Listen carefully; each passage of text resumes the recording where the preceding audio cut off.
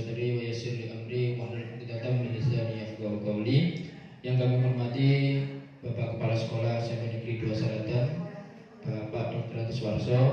Yang kami hormati segenap Bapak Ibu Dewan Guru SMP Negeri 2 Salatan yang kami teladani, dan juga seluruh siswa-siswi SMP Negeri 2 Salatan yang kami banggakan. Yang pertama, saya memperkenalkan diri. Nama saya Solikul Umami. Saya CGP Angkatan 11 dari SMP Negeri 2 Salatan. Pada hari ini saya akan melaksanakan aksi nyata, yaitu mendiseminasikan atau mengimbaskan implementasi budaya positif di sekolah.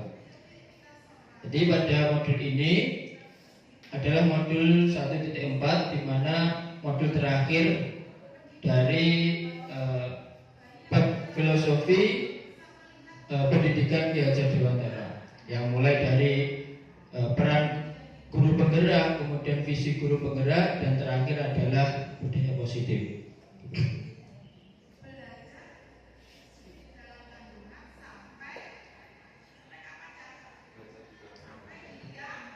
Dalam kesempatan ini, sebelumnya saya mau refresh kembali, merefleksi tentang pembelajaran yang sudah saya laksanakan di program guru penggerak, mulai dari peran guru penggerak, visi guru penggerak, sampai ke budaya positif. Jadi banyak hal yang sudah saya dapat, terutama paradigma atau cara berpikir saya tentang seorang pendidik, yang mana dulu saya merasa saya sebagai pendidik itu lebih ke arah menuntut anak-anak untuk menjadi seseorang yang harus sama seperti keinginan saya. Tetapi dalam modul ini ternyata setelah saya pelajari, ternyata paradigma itu berubah menjadi menuntun. Artinya anak itu memiliki kodratnya masing-masing. Jadi segala keunikan maupun kekurangan dari kelebihan masing-masing itu kita seorang guru diharapkan bisa menuntun mereka sesuai bakat dan minatnya, sehingga mereka semua bisa mencapai kebahagiaan yang setinggi-tingginya sebagai seorang pelajar. Itu saya kira refleksi dari saya mengenai modul-modul yang telah saya pelajari. Untuk kegiatan diseminasi ini ada kesepakatan forum diseminasi yang mungkin kita laksanakan. Yang pertama, menjaga forum agar tetap kondusif. Yang kedua, menghargai teman yang sedang berpendapat. Yang ketiga, menjadi pendengar yang baik saat CGP memaparkan. Yang keempat, aktif dalam forum. Yang kelima, HP silent. Terima kasih. Ini mungkin kesepakatan yang kita laksanakan. Selanjutnya, seorang guru yang baik harus memiliki kemampuan dalam mewujudkan budaya positif di sekolah. Budaya positif tersebut dapat dilaksanakan dengan menerapkan konsep-konsep inti, di antaranya perubahan paradigma, kemudian disiplin positif, motivasi, keyakinan sekolah atau keyakinan kelas, kemudian kebutuhan dasar manusia, yang kelima posisi kontrol, yang keenam restitusi, yang ketujuh segitiga restitusi. Jadi dari ketujuh hal ini saling keterkaitan untuk menciptakan suatu budaya positif yang ada di sekolah. Oke, saya mulai dari perubahan paradigma. Jadi bagaimana seorang bisa berubah dari paradigma stimulus respon kepada pendekatan teori kontrol. Ini seorang Stephen R. Covey mengatakan bahwa bila kita ingin membuat kemajuan perlahan, sedikit demi sedikit, ubahlah sikap atau perilaku Anda. Namun bila kita ingin memperbaiki cara-cara utama kita, maka kita perlu mengubah kerangka acuan kita. Ubahlah bagaimana Anda melihat dunia, bagaimana Anda berpikir tentang manusia. Ubahlah paradigma Anda, skema pemahaman dan penjelasan aspek-aspek tertentu tentang realitas. Oke, kita lihat sini ada perubahan paradigma. Jadi antara dulu pendidikan itu dengan konsep stimulus respon, dengan sekarang kita dengan teori kontrol. Yang pertama, dengan stimulus respon itu realitas atau kebutuhan kita itu sama. Kita merasa kebutuhan kita itu sama. Tapi dengan teori kontrol, kita merasakan, kita memahami bahwa realitas atau kebutuhan kita itu berbeda. Artinya tidak semua orang harus seperti apa yang kita inginkan. Yang kedua, semua orang melihat hal yang sama. Tetapi untuk dalam teori kontrol, setiap orang memiliki gambaran yang berbeda. Kemudian dalam stimulus respon kita mencoba mengubah agar orang berpandang yang sama dengan kita. Dalam teori kontrol kita berusaha memahami pandangan orang lain tentang dunia. Dan perilaku buruk dilihat sebagai suatu kesalahan, sedangkan di teori kontrol semua perilaku memiliki tujuan. Dan ini yang paling penting dalam dunia pendidikan adalah ini. Mungkin kita setiap kali anak berbuat kesalahan itu kita anggap itu salah, akan tetapi dalam teori kontrol semua perilaku itu pasti ada tujuannya. Jadi anak berbuat seperti itu ada tujuannya. Kemudian selanjutnya orang lain bisa mengontrol saya. Dalam teori kontrol hanya Anda yang bisa mengontrol diri Anda sendiri. Saya bisa mengontrol orang lain, tapi dalam teori respon, teori kontrol Anda tidak bisa mengontrol orang lain. Dan ini ya mungkin masih banyak lagi ini beberapa yang saya simpulkan dari perubahan paradigma. Kemudian selanjutnya kita masuk ke disiplin positif. Nah, ini kebanyakan guru, mungkin saya juga sangat tertarik dengan topik pembahasan tentang disiplin. Jadi kita semua berpendapat bahwa kalau anak-anak bisa disiplin, pasti mereka akan bisa belajar. Kami para guru juga berpendapat bahwa mendisiplinkan anak adalah bagian yang paling menantang dari pekerjaan mereka. Kira-kira bagaimana? Apakah Bapak Ibu setuju dan memiliki pendapat yang sama? Oke, lanjut. Jadi di sini istilah disiplin menyakup serangkaian prinsip, aturan, dan tindakan yang mengarah pada keteraturan, kendali diri, dan ketekunan dalam mencapai tujuan. Konsep ini membentuk fondasi penting kehidupan personal, profesional, dan sosial. Di sini disiplin bukan sekedar kebutuhan terhadap aturan, tapi juga merupakan kualitas internal yang memandu individu dalam mengelola waktu, melakukan tugas dengan konsisten dan bertanggung jawab terhadap tindakan mereka. Hal ini melibatkan pengembangan kebiasaan kontrol diri serta komitmen terhadap nilai dan standar yang telah ditetapkan. Ini lanjutan dari disiplin positif. Lanjut. Jadi pendidikan mengartikan disiplin sebagai bentuk kontrol diri, yaitu belajar untuk kontrol diri agar mencapai suatu tujuan mulia. Tujuan mulia di sini mengacu pada nilai-nilai atau prinsip-prinsip mulia yang dianut seseorang. Nah, nilai-nilai tersebut kita istilahkan sebagai nilai-nilai kebajikan yang universal. Ini tujuan disiplin positif membentuk individu yang mampu menguasai diri, bertanggung jawab atas perilaku maupun tindakan yang dilakukan berdasarkan nilai-nilai kebajikan universal. Kemudian, apakah yang dimaksud nilai-nilai kebajikan universal? Di sini, nilai-nilai kebajikan universal berarti nilai-nilai kebajikan yang disepakati bersama, lepas dari suku, bangsa, agama, bahasa maupun latar belakangnya. Nilai-nilai ini merupakan payung besar dari sikap dan perilaku kita. Nilai-nilai ini merupakan fondasi kita berperilaku ketika menjadi pemimpin dalam pembelajaran. Ini beberapa nilai-nilai kebajikan universal, mulai dari profil pelajar Pancasila. Ini banyak sekali, mungkin nggak bisa saya sebutkan. Oke, lanjut ke materi berikutnya, yaitu tentang motivasi. Jadi di sini ada refleksi bagi kita seorang guru. Sebagai seorang guru, saat Anda hadir mengajar di kelas tepat waktu, kira-kira motivasi apakah yang mendasari tindakan Anda?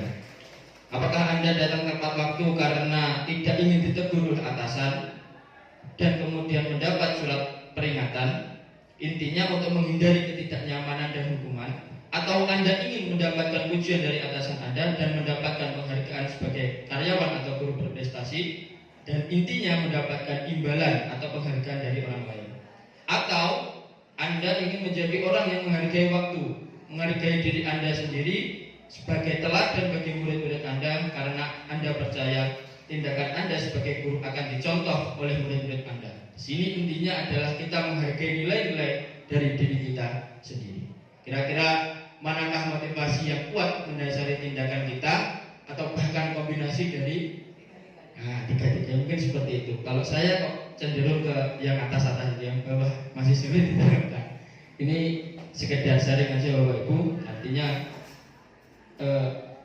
dari yang saya pelajari ya itu seperti ini. Jadi benar banyak lagi ini saya ringkas menjadi suatu istilahnya refleksi dari diri kita. Oke, lanjut. Pada intinya motivasi perilaku manusia itu dibagi menjadi dua. Ada motivasi eksternal dan motivasi internal. Yang mana motivasi eksternal itu motivasi dari luar. Yang pertama untuk menghindari ketidaknyamanan atau hukuman seperti tadi.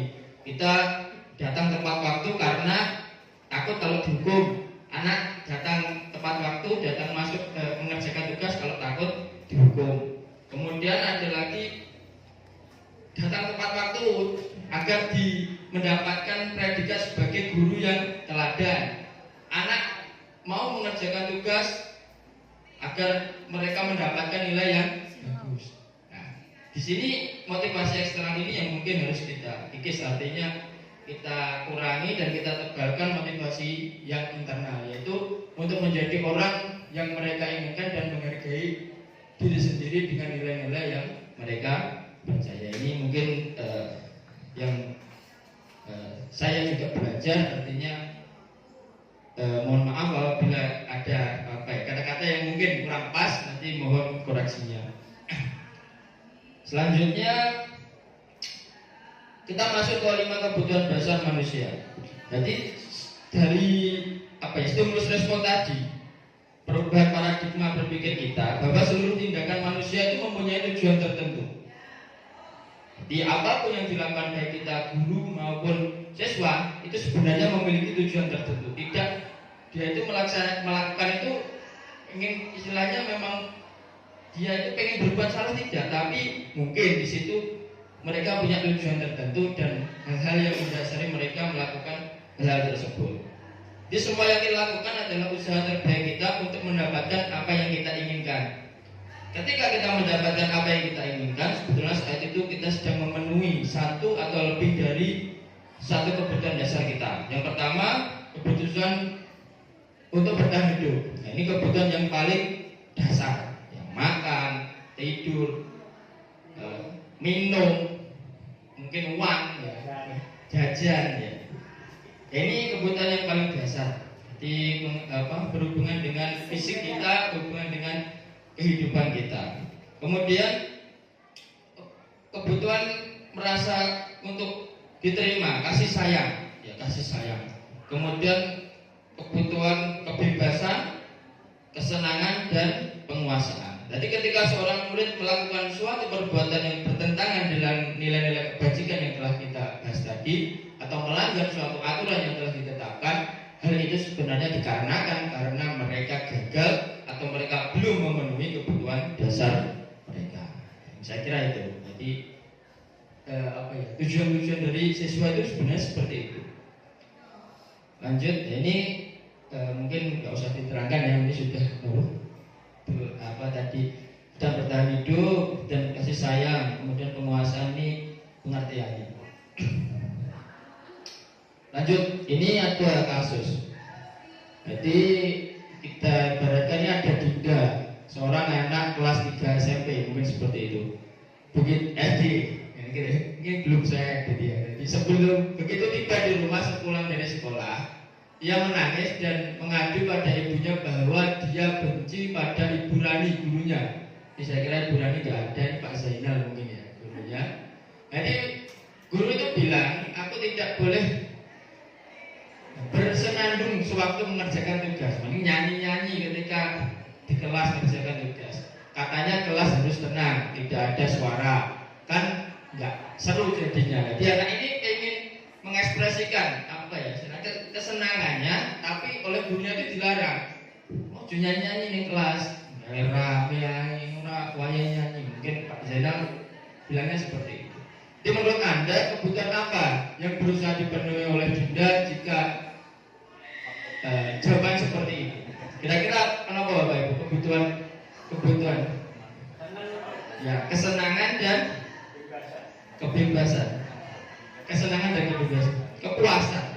Jadi ada bertahan hidup, kasih sayang, penguasaan, kebebasan dan kesenangan. Saya kira kebebasan dan kesenangan ya. Jadi mungkin ini ya siapa tahu ya. Seperti Andika mungkin ya itu dia hobi gambar, dia senangnya gambar ya. Mungkin.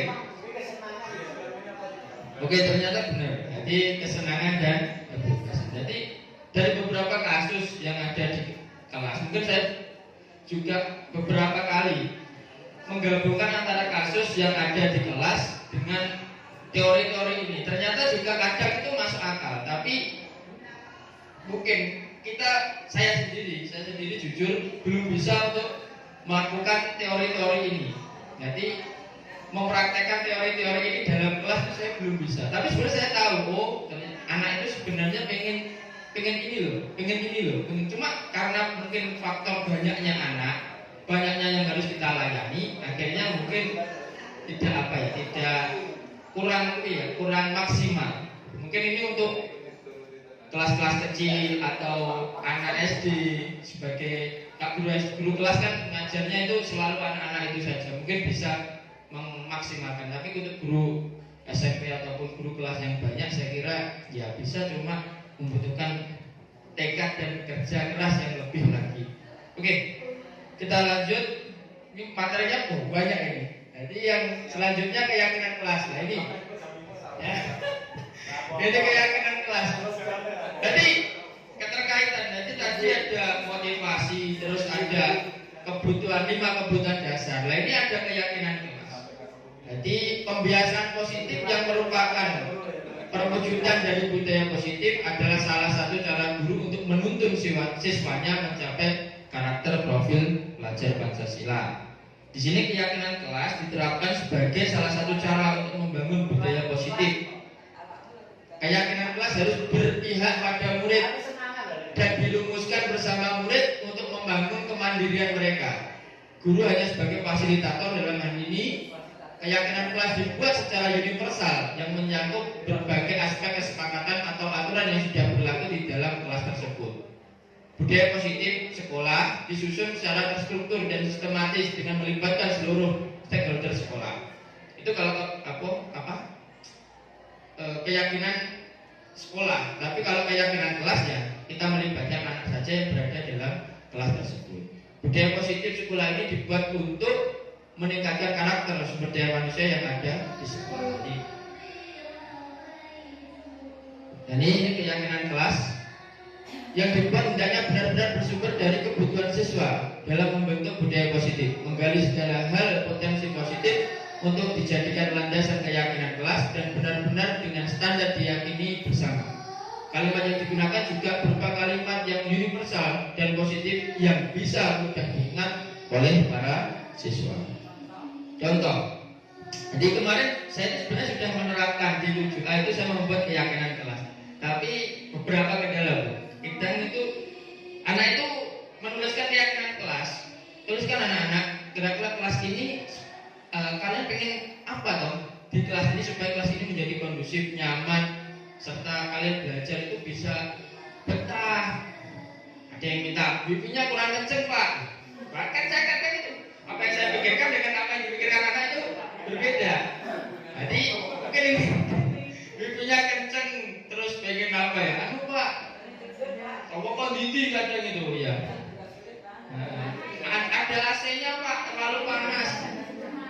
Tapi sebenarnya itu juga kebutuhan. Nah itu loh, kita kan kadang seperti itu. Jadi ini untuk keyakinan kelas. Kita tekankan kepada anak. Kita menggunakan aset atau fasilitas yang sudah ada di sekolah ini, kemudian kita maksimalkan itu dengan tindakan-tindakan yang positif. Saya kira saya tekankan seperti itu. Oh gitu coba. Yang pertama, merumuskan keyakinan kelas itu kita bertanya kepada siswa tentang harapan di kelas. Kita ajak siswa untuk berbicara tentang apa yang mereka harapkan di kelas ini. Lain loh masalahnya. Banyak harapannya itu. Tapi kadang ya seperti itu. Jadi dengan adanya mendengarkan harapan mereka, maka kita bisa merumuskan keyakinan kelas yang relevan dan memotivasi. Ini langkah pertama. Yang pertama kita harus mengajak diskusi anak, mengajak berbicara mereka tentang keyakinan kelas yang ingin mereka terapkan di kelas tersebut. Yang kedua, setelah anak-anak membuat keyakinan kelas, kemarin sudah saya suruh kasih prakteknya itu saya kasih kertas tempel itu loh. Nah, tempel itu saya suruh menuliskan. Dituliskan apa saja yang kalian inginkan. Jadi ada yang nulis 3, ada yang nulis 2. Tidak boleh membuli, tidak boleh menyebut orang tua, tidak boleh apa, tidak boleh apa. Jadi anak-anak kita berikan kebebasan mereka untuk mengekspresikan ya selama ini di kelas itu yang tidak nyaman itu apa. Banyak ternyata. Ada yang di kelas itu ternyata suka mencuri pulpen. Nah, itu tidak mencuri pulpen teman loh. Memang ada yang mencuri pulpen. Ada Pak, banyak itu biasanya. Ada tidak bahkan kemarin itu ada. Saya sempat dalam hati itu ternyata anak itu menurut saya ada yang kelas 9 itu ada yang melihat video itu loh. Video Pak tidak melihat video seperti di kelas. Memang ada Pak. Anak-anak sering waktu nggak ada gurunya lihat. Terutama itu kemarin saya temukan di kelas 9. Kelas 9 itu ada yang melihat video porno di kelas. Itu kalau ada silakan laporkan, saya kan seperti itu Pak. Berarti kan ini ada sesuatu yang tidak beres dengan HP itu. Jadi ini anak-anak setelah menuliskan keinginan terhadap kelas tersebut, kemudian kita memilih mana kira-kira kesepakatan aturan kelas yang relevan. Kita pilih, kemudian kita rubah kalimat-kalimatnya. Jadi keyakinan kelas harus berupa pernyataan positif. Jadi contoh di sini kita semua belajar dengan giat dan saling mendukung. Ini sama anak menulis tidak boleh mengganggu teman saat tidak boleh memanggil orang tua. Nah, itu berarti kita simpulkan berarti itu kan tidak menghormati. Artinya kita harus saling menghormati dan menghargai teman. Mungkin seperti itu. Terus mungkin kalau hubungannya dengan kebersihan, tidak boleh membuang sampah, tidak boleh merusak fasilitas kelas. Ini kita rubah menjadi menjaga kebersihan atau petugas piket harus melaksanakan tugas kebersihan dengan penuh tanggung jawab atau apa. Intinya kita rubah kata-kata itu menjadi kata-kata positif yang mudah dimengerti oleh anak. Kemudian ini jadikan keyakinan konsisten dan mudah diingat. Jadi membuat keyakinan kelas tidak usah terlalu banyak. Jadi asalkan itu poin-poin yang bisa mudah diingat oleh semua warga kelas. Jadi keyakinan yang sederhana cenderung lebih efektif dalam memotivasi dan mengingatkan kita selama kegiatan pembelajaran. Itu saya kira itu. Kemarin ini contohnya setiap siswa berhak untuk belajar dan berkembang. Ini kata-kata orang dewasa ya. Jadi kalau anak-anak mungkin nggak seperti ini yang saya dapat kemarin dari aksi nyata saya. Jadi ternyata anak-anak itu yang pertama yang paling dasar itu kebersihan. Kebersihan nggak boleh membuang sampah sembarangan. Terus yang kedua membuli. Biasanya banyak yang mengatakan orang tua dan lain-lain. Terus ada lagi kemarin Pak, ada yang mencuri pulpen. Terus ada yang makanan Bu. Makanan itu ada makanannya teman itu diganggu anak yang sedang makan itu. Terus mau sering meminta-minta itu loh. Kadang nggak izin, terus dia langsung mengambil. Itu saya menemukan beberapa itu. Nah, intinya kebutuhan-kebutuhan seperti itu. Jadi mungkin nanti ini untuk keyakinan kelas ini mungkin nanti kita bisa terapkan di sekolah ini. Ya, ini kemarin saya mencoba. Ternyata sulit untuk menemukan istilahnya menggali pendapat anak agar relevan dengan keadaan itu sulit. Akhirnya ya lama kita mencari kata-kata, terus kita mengepaskan kata-kata itu menjadi sebuah kesepakatan. Jadi ini alurnya kita membuat peraturan dulu. Peraturan yang tidak boleh di sekolah ini, di kelas ini. Setelah peraturan itu, kemudian kita rubah peraturan-peraturan itu menjadi kalimat positif, disederhanakan kata-katanya. Kemudian kita ringkas lagi, kita kelompokkan, kita sepakati menjadi suatu keyakinan kelas. Kemudian kaitannya dengan HP kemarin, Pak, banyak anak-anak yang waktu kadang pelajaran main game, makanya kita buat menggunakan HP dengan bijak. Contoh dari keyakinan kelas yang telah disepakati. Ini mungkin tentang keyakinan kelas. Jadi kalau saya pikir keyakinan kelas sebenarnya baik, awal tujuannya itu baik, tapi prakteknya di lapangan itu susahnya luar biasa. Jadi nanti ada hubungannya lagi Bapak Ibu, keyakinan kelas ini dengan posisi kontrol yang telah kita pelajari tadi. Artinya dengan posisi kontrol tadi, ya ini digabungkan dengan keyakinan kelas, akhirnya jadi ini materi selanjutnya. Ini 5 posisi kontrol. Jadi dengan adanya keyakinan kelas tersebut, jadi seorang guru itu akhirnya memiliki bisa menentukan posisi kontrol. Jadi ada 5 posisi kontrol di sini. Posisi kontrol sebagai penghukum, posisi kontrol sebagai teman, posisi kontrol sebagai pembuat rasa bersalah, posisi kontrol sebagai pemantau, dan posisi kontrol sebagai manajer. Ini saya besarkan. Jadi posisi kontrol yang mempunyai identitas gagal itu ada 2, di penghukum dan pembuat rasa bersalah. Kemudian identitas yang berhasil atau sukses itu ada 3. Jadi, tapi ini kontrolnya berbeda, kontrol dari luar dan kontrol dari diri. Ada kita sebagai teman dan kita sebagai pemantau. Dan yang paling berhasil atau sukses di sini adalah sebagai manajer. Nah, ini luar biasa kalau kita terapkan, itu sulitnya luar biasa. Saya sendiri jujur selama ini masih dalam posisi kontrol yang paling bawah, yaitu penghukum. Dia indikatornya di sini, guru perbuatan guru adalah menghardik, menunjuk, menyakiti, menyindir, mengata-ngatai, langsung plus. Nanti anak itu langsung diponis, itu salah, kowe dosa, nah, kowe nek koyo ngene, nek koyo opo lah. Mungkin saya sendiri sering seperti itu. Kalau kamu tidak melakukannya, awas ya, awas ya, itu no. Biasanya seperti itu, saya sendiri seperti itu. Nah ternyata dalam yang saya pelajari dalam 5 posisi kontrol itu ternyata posisi kontrol yang kurang berarti, yang tidak berhasil atau gagal. Ini dampaknya juga luar biasa. Jadi hasilnya anak menjadi pemberontak dan suka berbohong. Kemudian kaitannya dengan dunia yang berkualitas, murid meletakkan guru di luar dunia berkualitas. Kemudian murid berkata, biarkan saja, nanti juga marah-marah lagi. Kadang kita malah disepelek nih dengan teori kontrol itu. Kemudian dampak bagi murid, dia pasti akan mengulangi kesalahannya. Saya kira ini konteks, saya mempelajari itu lama. Oh ternyata betul ya. Tapi begitu praktek guys, iya, gak sesuai dengan taan saya sendiri seperti itu.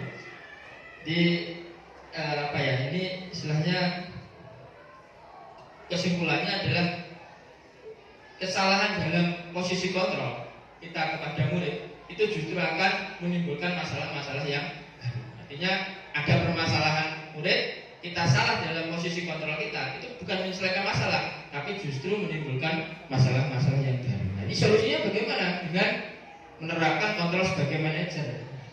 Jadi kita mengajukan pertanyaan dulu kepada murid, apa tuh yang kita yakini selama ini, apa yang bisa kau kerjakan untuk memperbaiki masalah ini. Jadi kita gali, anak itu berpikir untuk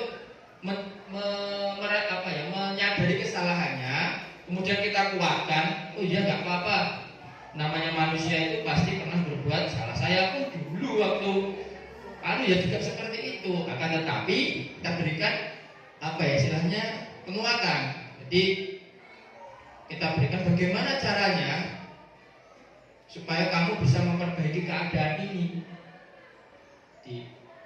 Terus mengevaluasi diri, kita buat anak itu supaya bisa mengevaluasi diri dan mencari solusi atas apa yang mereka berbuat. Jadi nggak semata-mata langsung gue salah, gue begini. Jadi kita gali itu. Tapi ini prakteknya ya luar biasa, sulit. Jadi saya kira itu. Kemarin juga saya sudah mempraktekkan restitusi itu, namanya seperti ini, cuma ternyata sulit. Akhirnya di tengah nggak sampai dol. Terus akhirnya penghukumnya muncul lagi. Bocah kok malah dicak alus-alusan nggak kena. Terus langsung ya. Kadang seperti itu saya. Nah, berubah Jadi kesimpulannya, ya kesimpulannya menghukum, kemudian membuat rasa bersalah. Kita seakan-akan itu anak itu kita harus benar. Kamu seharusnya sudah tahu, ibu telah lelah sekali mengatakannya. Ibu stres, tolong toh ibu, ibu tolong kamu jangan seperti itu, nanti nggak selesai ini nanti ibu dimarahi bapak kepala.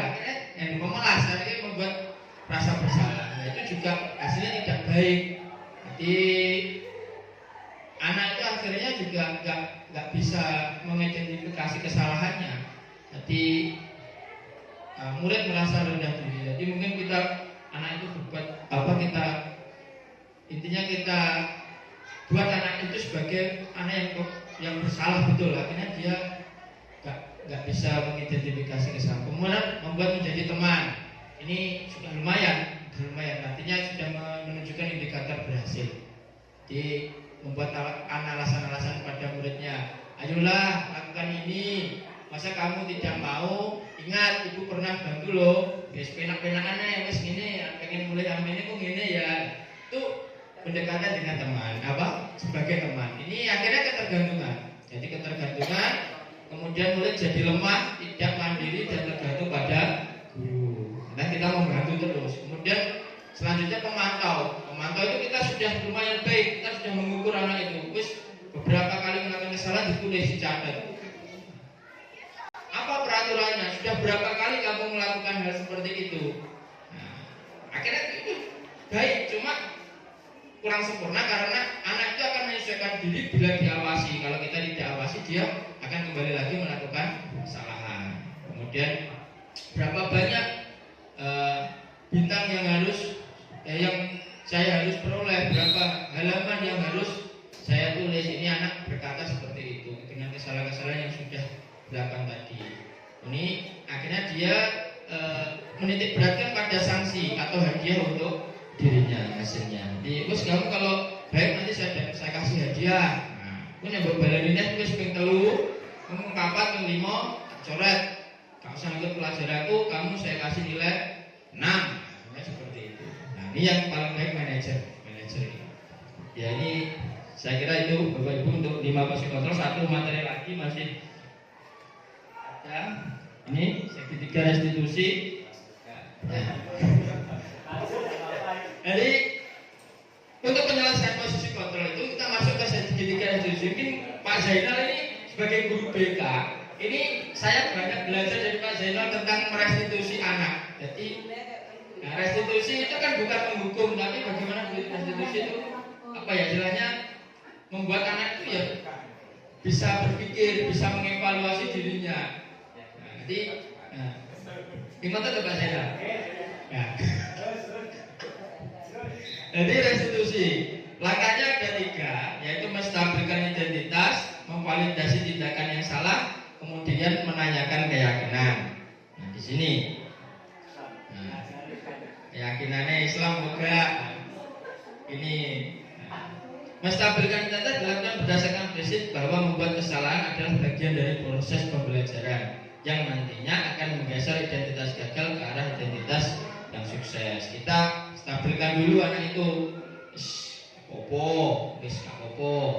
Kita buat anak itu mau bercerita tentang apa yang dilakukan. Contohnya ketika anak itu ada kasus anak terlambat masuk kelas ketika jam pelajaran.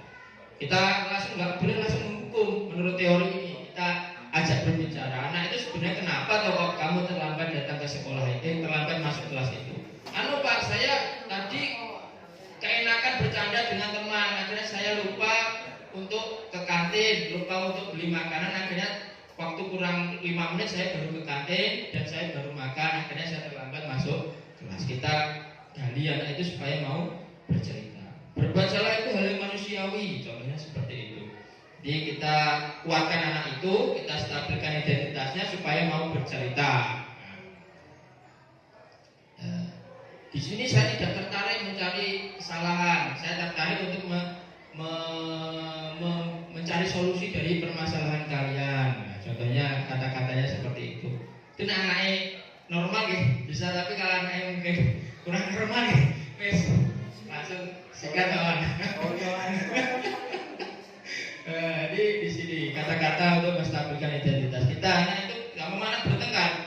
Jangan langsung kita hukum dulu. Kita tenangkan mereka yang marah itu. Kita buat mereka biar mau bercerita dulu.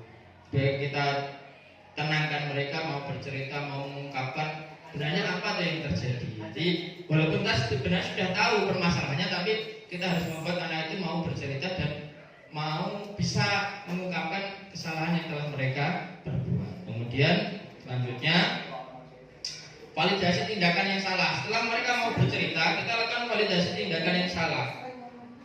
Ini dilakukan berdasarkan prinsip bahwa setiap perilaku berupaya untuk memenuhi suatu kebutuhan tertentu. Jadi 5 kebutuhan dasar tadi, sehingga guru akan bergeser dari pemikiran stimulus respon menjadi proaktif serta akan lebih mengenali dan mengakui kebutuhan murid. Ini contohnya validasi yang salah itu gini. Kamu pasti punya alasan mengapa melakukannya.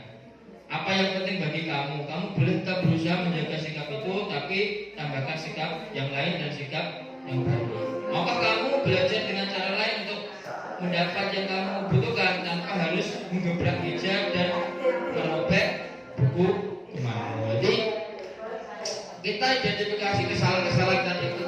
Mereka mau bercerita, kita tunjukkan kesalahanmu itu ini. Kemudian solusinya itu bagaimana? Nah ini terus lanjut. Langkah yang ketiga, ini menanyakan keyakinan. Setelah mereka kita stabilkan identitasnya, kita validasi kesalahannya itu apa saja. Kemudian kita menanyakan keyakinan. Kira-kira yang kamu lakukan tadi sudah sesuai atau belum dengan keyakinan kelas yang telah kita buat. Nah, ini dilakukan untuk memberi pertanyaan-pertanyaan bermakna kepada murid atau anak untuk memunculkan motivasi sehingga mampu mengaitkan keyakinannya dengan tindakan yang salah. Nah, ini yang kadang poinnya di sini. Jadi anak itu tadi identitas stabil, tahu kesalahannya, kemudian mengaitkan kesalahan itu dengan keyakinan kelas yang telah kita buat bersama tadi. Oh ya benar toh, tadi ada peraturan masuk dan keluar kelas tepat waktu. Nah, kamu masuknya tadi kok terlambat. Nah, kira-kira keyakinan apa yang kamu langgar? Terus kira-kira setelah ini apa toh yang bisa kamu perbuat untuk memperbaiki kesalahan itu? Ya Pak, saya akan contohnya seperti itu ya, saya akan contohnya seperti itu. Nah, bocah normal mereka dua ini mana? Contohnya nekoi bocah yang kelas masuk kados bilang, nah, contohnya anak-anak bilang nggak tahu masuk kelas ya keliling. Ya, kita identifikasi, kita stabilkan dulu bilang gitu. Bilang omongan berak-berakan kopi ya. Terus kita validasi kesalahannya bilang tahu nggak apa yang telah diperbuat itu yang salah yang mana? Kalau sudah tahu, dikaitkan dengan keyakinan kelas yang telah dibuat atau kesepakatan kelas yang telah diulang, ternyata kamu melanggar kesepakatan kelas. Di sini kita penerapannya bukan hukuman tapi konsekuensi logis. Konsekuensi logis itu juga kita buat bersama. Jadi seandainya ini dilanggar, bagaimana kira-kira konsekuensinya? Setuju atau tidak? Itu kita tulis. Dan konsekuensi itulah yang harus kita berikan kepada anak, bukan berupa hukuman. Kalau kata-kata di pendidikan itu yang saya pernah dengar itu, sekolah itu dunia pendidikan bukan dunia penghukuman. Nanti dia kita nggak boleh menghukum, kita bukan lembaga hukum, kita lembaga pendidikan, katanya seperti itu. Kau lah setelah hukum, mau kita lembaga pendidikan bukan lembaga penghukum lah. Saya kira seperti itu Bapak Ibu. Ini ini saya kira seperti itu. Jadi kembali lagi, ketika budaya positif itu ingin diterapkan di sekolah, maka harus menerapkan aspek-aspek yang ada, yaitu disiplin positif, motivasi, keyakinan kelas, kebutuhan dasar, posisi kontrol maupun segitiga restitusi. Saya kira itu sependek pengetahuan yang saya dapatkan. Semoga ada manfaatnya. Mungkin ada tanggapan dari Bapak Ibu guru, kami persilahkan.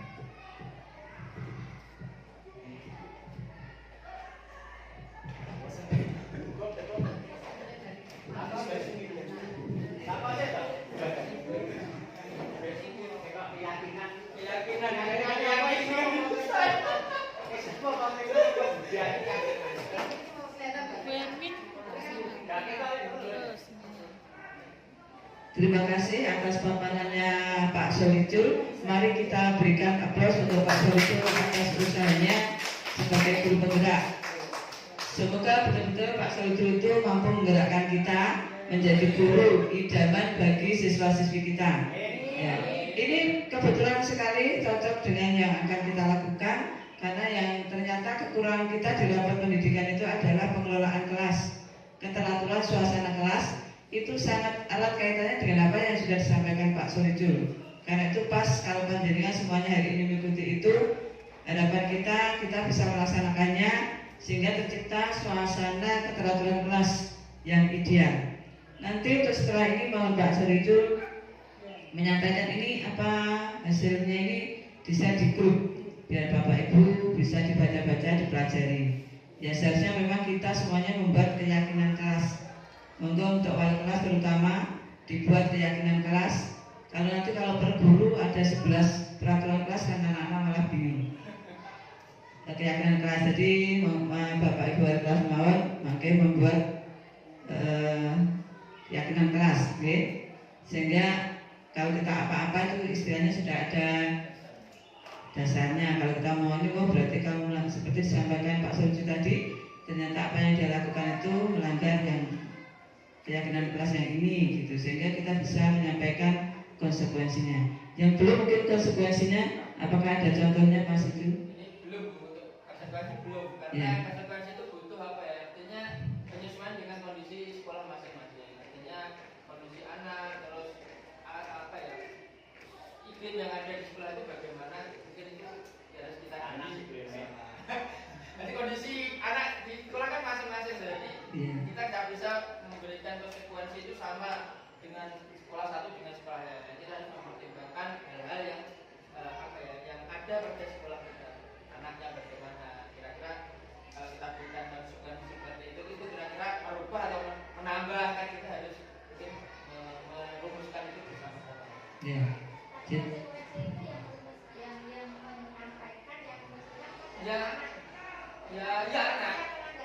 Anak. Ya, seperti itu. Jadi janji dia untuk memperbaiki gitu ya. Kita bukan ragu-ragu, ibaratnya konsekuensi jangan sampai yang lebih over, akhirnya ya standar tapi ada makna yang bisa anak ambil setelah melakukan konsekuensi. Mungkin seperti itu. Iya. Karena ya selama ini yang penting setelah kita membuat keyakinan kelas memang harus ada konsekuensinya. Ya kalau nggak ada, ya kita harus membuat menyusun itu juga bersama anak-anak. Tidak berdasarkan keinginan kita, tapi berdasarkan kesepakatan bersama dengan siswa. Jadi tugas kita adalah membuat keyakinan kelas beserta konsekuensinya.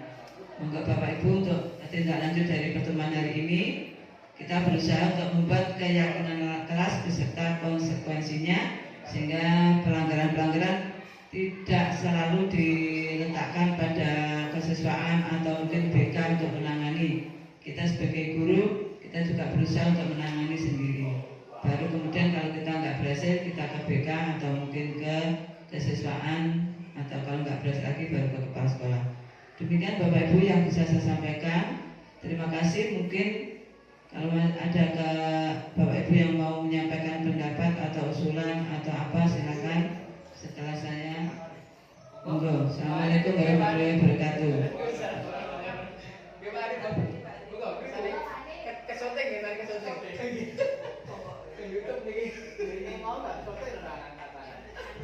Assalamualaikum warahmatullahi wabarakatuh. Mungkin saya tadi terlambat karena tahunya hari ini jamnya saya jam siang. Gini, kesepakatan kelas dan keyakinan kelas, apakah itu amnya sama Pak Ibu?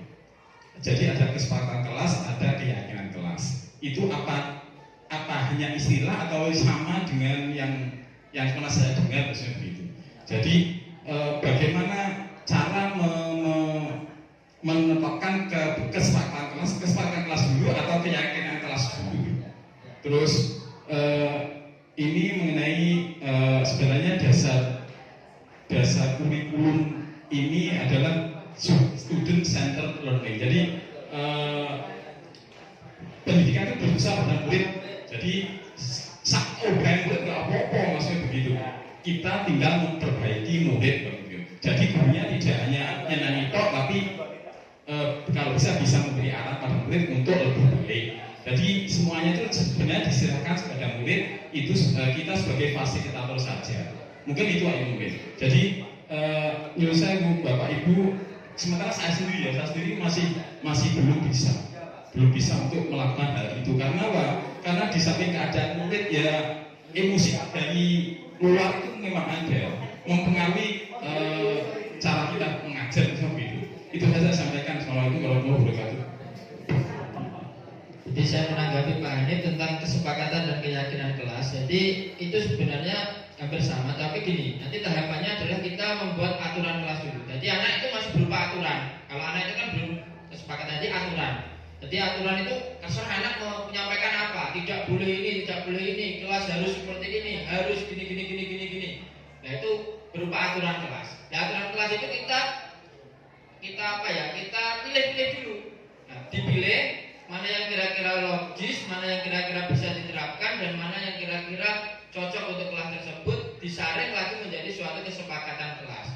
Nah, dari kesepakatan kelas itu mungkin masih banyak kata-kata yang menggunakan tidak boleh, harus. Itu dalam dunia pendidikan katanya tidak boleh, karena itu tidak menuntut anak, tapi menuntut. Nah, seperti itulah. Kita rubah lagi menjadi kalimat positif, dan akhirnya itu istilahnya diganti menjadi keyakinan. Nah, saya kira hanya tahapannya saja Bang. Tapi intinya itu sama. Jadi anak menyampaikan keinginannya, terus kita sebagai guru memfasilitasi, membuat suatu yang anak inginkan itu menjadi hal-hal yang mudah dipahami dan bisa diyakini bersama, dijadikan suatu acuan supaya kelas itu menjadi nyaman dan anak itu bisa betah di kelas tersebut. Saya kira itu Pak Hanif. Mungkin wonten ingkang nambahi malih. Dinur monggo nambahi. Pak Jenar ya. Kamera. Kamera bantu ya. Monggo aja nanti menambah ya. Derek jam 09.00. Wes samono.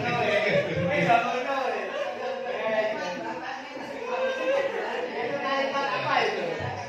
Coba lagi. Kan kalimat apa ya? Masuk perangkat. Rangkulan aja. Enggak masuk syuting. Karena kita harus belajar dari Kurang-kurang nggak masuk syuting. saya tadi mengulangi apa yang disampaikan Bu Eni. Pak Zainal. Nggak masuk syuting. Oh ke sini. Kami kurang gede loh. Bu Eni tadi menuntut ilmu dari apa tadi? Dari buaya sama liang nahan. Berarti tadi menuntut ilmu sampai siang nggak apa-apa. Nah, saya belum. Coba diulangi. Digaris bawahi. Nah, ya pada siapa itu? Itu menurut siapa itu, Pak? Teori apa itu? Oke, sedikit menambahkan tentang penerapan disiplin positif. Di BK itu sebenarnya ada penerapan disiplin positif melalui segitiga restitusi. Mungkin semester ini atau semester depan bisa dimasukkan di berbagai praktik baik. Maka, dari beberapa tips-tips untuk menerapkan disiplin positif, salah satu yang menarik bagi saya karena background saya di BK itu adalah melalui penerapan disiplin positif melalui segitiga restitusi tadi. Tapi kenyataannya kita kesulitan untuk penerapan di sekolah kita. Karena secara umum dari ketiga hal segitiga restitusi itu kan ada 3. Tadi ada gambarnya ya Pak Ijul, Mas Ijul. Kita orang ini. Gambar segitiga restitusi. Tahapannya Pak. Iya, ada 3 tahap. Nah, validasi tindakan yang salah. Dari situ yang pertama saja orang boleh yang melakukan kesalahan. Saya saja dulu juga melakukan kesalahan. Maka saya dulu juga salah, maka awakmu ojo berkecil hati. Nah, itu kalau kita terapkan di sekolah kita, itu pada karo bocah kuwi diumbulne aku kok tak melakukan kesalahan. Ngajari jembal. Bukan di sekolah kita saja. Iya, ya di rumah mungkin juga seperti itu. Tapi sebenarnya kalau kita terapkan baik dengan baik dan didukung oleh kondisi orang tua yang mendukung di rumah, karena anak kita secara garis besar itu di rumah juga dikandani dengan kekerasan, maka di sekolah kita kandani juga harus dengan kekerasan karena terbiasa di rumah dengan kekerasan. Itu secara otomatis anak kalau semoga kita bisa menghindarinya. Anak kalau terbiasa dikandani dengan kata-kata kasar, dengan kekerasan, itu pasti terbiasa dengan melakukan hal yang kasar. Nah, tapi pada teori ini, ketika restitusi ini kita diminta untuk menghindari itu. Tapi kita pasti kesulitan menerapkan di sekolah kita. Itu yang pertama. Yang kedua, menanyakan keyakinan, kemudian menstabilkan identitas. Intinya kita tinggikan dulu ego dari siswa tersebut. Kemudian setelah itu kita sadarkan, setelah egonya ditinggikan, dia tidak down, dia bisa kembali stabil emosinya, identitasnya bisa menerima, kemudian diterima juga oleh temannya. Nah, mungkin dari Pak Ijo pertanyaan saya, ya patut yang ngomong, narasumber berarti Pak Koi. Nah, mungkin ada tips atau penerapan segitiga restitusi ini di era sekarang, karena saya rasa-rasa dengan Pak Is tadi ada perbedaan paradigma sekolah dulu dengan sekarang. Sekolah dulu itu kan banyak peraturan yang mengatur, ojo kakek nyanyi di kelas ya contoh tadi, itu tidak baik dan itu merusak konsentrasi kita di kelas. Tapi sekarang dibebaskan karena alasannya siswa itu bisa sukses di masa depannya, mungkin dengan cara menyanyinya, mungkin cara keterampilannya. Coret-coret tembok, coret-coret meja apa-apa, karena kemungkinan dia nanti suksesnya menjadi pelukis seperti itu. Nah, itu bedanya paradigma dulu dengan sekarang itu. Nah, mungkin ada tips dari BPGP. Mas Icul itu kan tangan panjang apa istilahnya?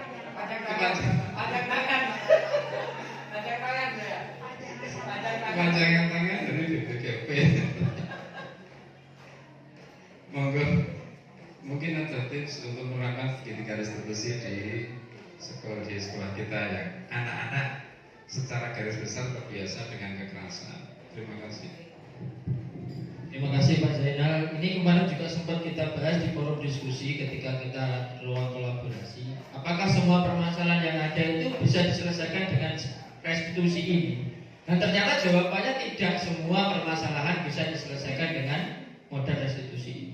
Jadi ada masalah-masalah khusus yang memang tidak bisa diselesaikan dengan segitiga restitusi. Contoh, anak sudah kita restitusi beberapa kali, 3-5 kali kok asal seperti itu. Ya kita tingkatkan. Jadi kita rubah restitusi itu menjadi mungkin kita lebih memberikan teguran keras, surat peringatan atau apa. Nah, kemudian ada lagi perilaku-perilaku yang sudah melanggar hukum. Artinya perilaku yang sudah tidak sesuai dengan aturan hukum itu tidak bisa diselesaikan dengan modal restitusi ini. Contohnya anak memukuli teman atau anak istilahnya melakukan tindakan-tindakan kriminal. Nah, itu tidak bisa diselesaikan dengan segitiga restitusi. Nah, segitiga restitusi ini tipsnya adalah mungkin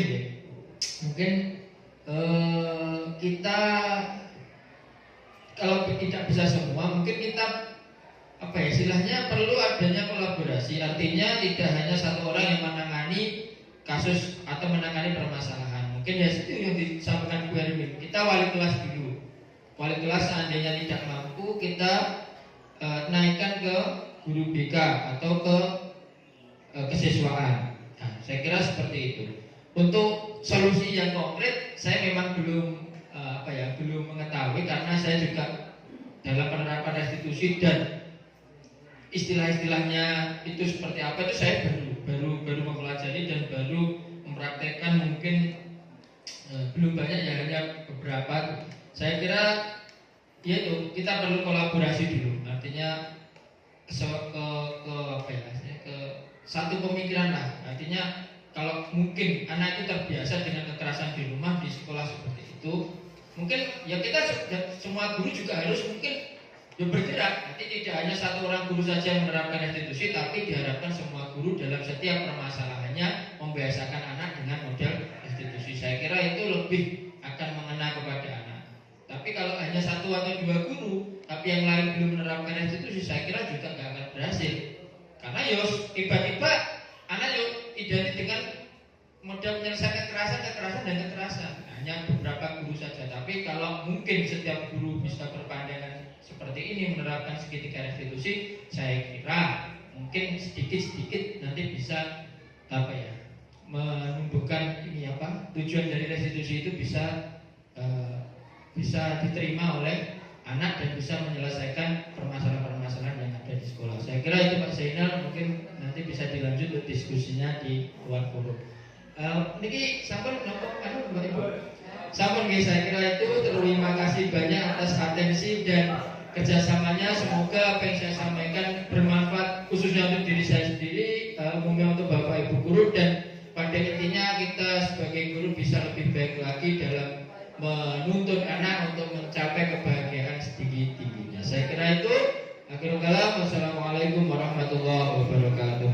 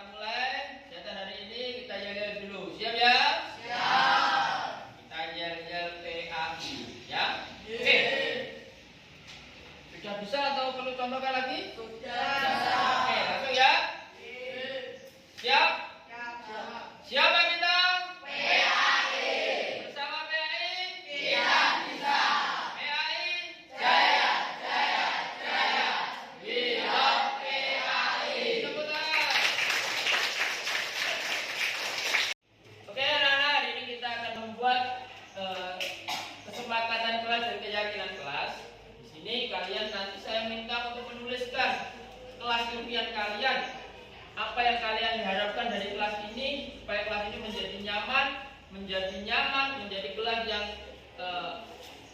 menjadikan diri kalian itu betah di kelas ini, ya.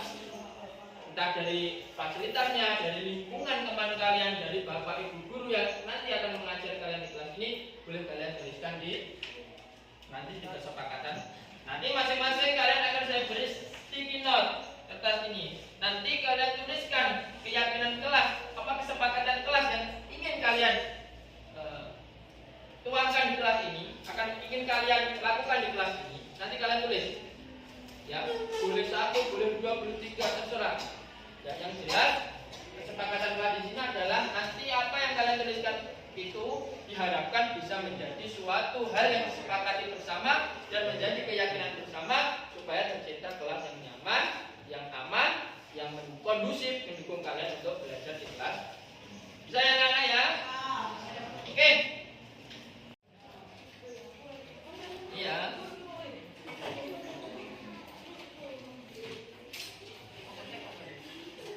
Silakan kalian tulis kesepakatan kelas yang kalian inginkan di kelas ini. Kalian kasih nama, kemudian nanti kalian tempelkan di kertas plano di depan itu. Ya, silakan.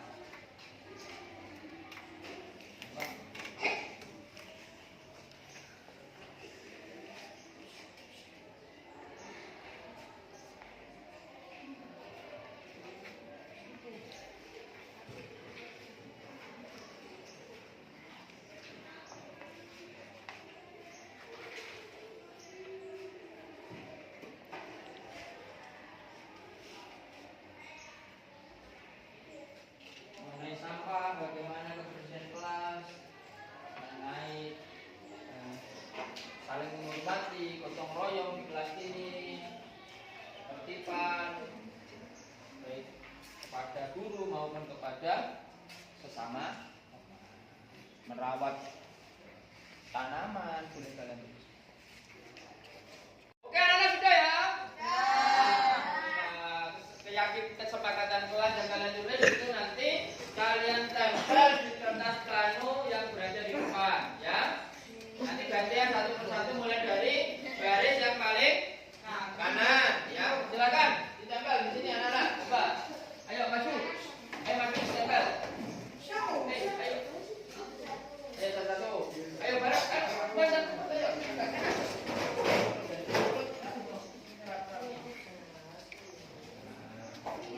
Sampingnya. Lurus. Sampai di sini enggak apa. Sini, tempatnya sini.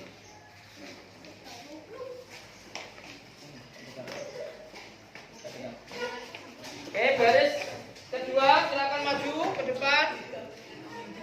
Ya. Ayo. Ya, ditempel yang lurus, ya, yang rapi. Yang ditekan biar enggak apa? Biar enggak datar. Oke, silakan baris ketiga. Baris ketiga. Silakan bawahnya.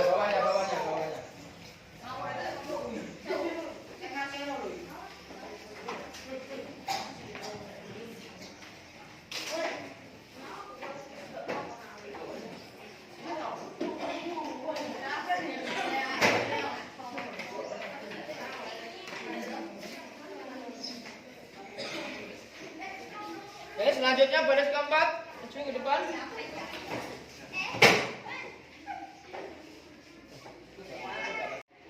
Oke ya anak-anak ya, setelah saya membaca dari kesepakatan kelas yang ingin kalian terapkan di kelas ini, saya mengambil beberapa kesepakatan kelas yang cocok, ya, yang sesuai. Kita sudah memilih ya beberapa kesepakatan kelas yang nanti akan kita jadikan sebagai keyakinan kelas. Tapi sebelumnya kita rubah dulu kalimat-kalimat ini menjadi kalimat yang lebih baik atau kalimat positif. Ya, Nana ya. Oke, yang pertama menjaga fasilitas kelas, membayarkan tepat waktu, masuk kelas tepat waktu, melaksanakan piket dengan penuh tanggung jawab, tidak boleh ada keributan, tidak boleh membuli, mengerjakan tugas dari guru, pengen kelas bersih dan seterusnya. Kita mendapatkan kesepakatan kelas ini. Selanjutnya kita akan menyederhanakan dan meringkas kesepakatan kelas ini menjadi suatu keyakinan kelas yang dapat kita jadikan sebagai keyakinan bersama di kelas ini. Setuju semuanya? Setuju semuanya? Oke, terima kasih. Nanti kita ubah menjadi kalimat positif yang akan kita jadikan sebagai keyakinan. Oke.